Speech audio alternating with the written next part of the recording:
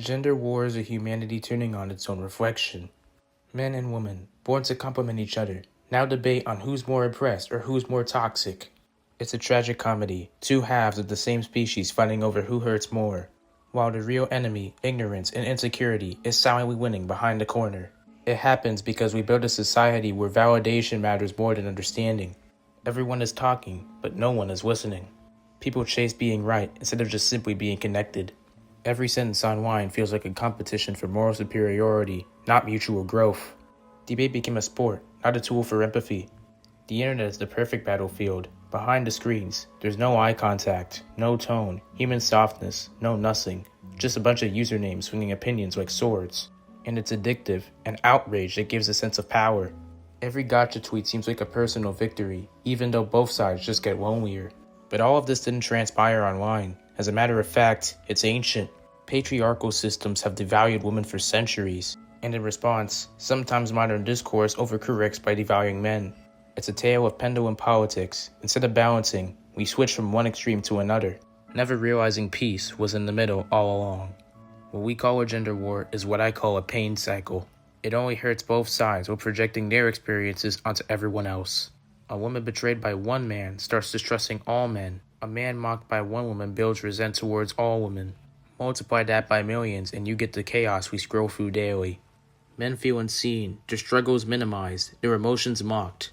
Women feel unsafe, their voices dismissed, and their boundaries ignored. Each side's pain is real, but instead of healing it, we weaponize it. Instead of saying, I hurt, we say, you're the reason why I hurt. We often forget that biology gives us different roles, but humanity has given the ability to transcend them. Cooperation makes us powerful. Ancient tribes didn't debate on which gender was better, they survived together. Civilization boomed when both men and women had shared a purpose. Now it's wilting under rivalry disguised as progress. Modern dating has, unfortunately, only made it worse. Hookup culture has taught people how to treat relationships like transactions. Everyone is replaceable, and everyone is disposable. Men call women gold diggers, while women call men trash. Everybody is equally tired and exhausted, chasing after intimacy while defending themselves from it. Influencers and grifters have turned pain into profit. The alpha male podcasters, the men are useless accounts, all feeding off of misery. They sell empowerment only to manufacture enemies. The irony of it all, their fans think that they're in an awakening, but they're just subscribing to a new form of dependency, emotional addiction. The sad part is that some of these individuals actually want love. They want connection and not dominance. But we've confused respect with fear, confidence with arrogance, and independent with isolation. But these gender wars thrive on misunderstanding basic human rights to feel safe, heard, and valued. The real issue is that we are now living in a society that doesn't teach emotional literacy. Nobody teaches boys how to process rejection, and nobody teaches girls how to set boundaries without guilt. Then we end up bamboozled when they end up resenting each other. Philosophically, this war mirrors a deeper truth. Duality creates conflict, but unity creates evolution. Masculine and feminine energies aren't enemies, they're complementary forces of nature. Destroying one of them would only weaken the other. Harmony isn't sameness, it's balance just like night and day, strength and grace, and evolution and growth. Gender discussions, too, often fall into the exact same trap, shouting over understanding. Everyone is so busy labeling themselves or others that they forget what those labels are for, expression, not inclusion. The world widened beyond men versus women and traditional versus modern, and everyone just suddenly forgot how to become human. There's beauty in difference, the masculine urge to protect and the feminine urge to nurture, both sacred, but once twisted by ego and fear, turns into dominance and control. Real strength isn't about overpowering others, it's mastering yourself enough to meet them halfway. That's the forgotten part of harmony.